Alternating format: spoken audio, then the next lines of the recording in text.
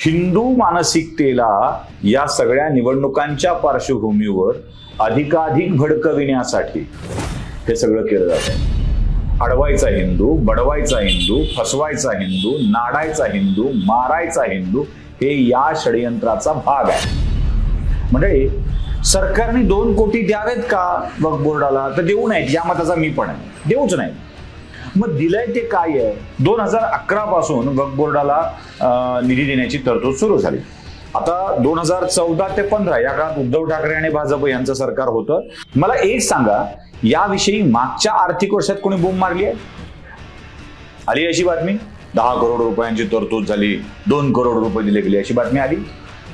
नाही ना आली। का नाही आली मागच्या वर्षी? या वर्षी का आली? 46.86 करोड रुपयांची तरतूद काँग्रेसनं केली, 8.36 करोड रुपये दिले। भाजप सरकारच्या काळामध्ये 35 करोडची तरतूद झाली, 5 करोड 8 लाख रुपये दिले गेले। 2006-07 साली विलासराव देशमुख मुख्यमंत्री असताना वक्फ बोर्डांच्या एकूण मालमत्ता किती, त्याची स्थिती काय आहे याचं सर्वेक्षण करण्याची आवश्यकता होती। आणि हे सर्वेक्षण करण्यासाठीच म्हणून काही निधी दिला जावा, त्यांचं बळकटीकरण व्हावं, नीट कळावं काय आहे ते, यासाठी निधी देण्याची तरतूद करण्यात आली। तर 2006-07 ला हा ठराव घेण्यात आला, पण निधी देण्याची प्रक्रिया मात्र 2011-12 पासून सुरू झाली। त्यावेळी निधी देण्याची प्रक्रिया नव्हती।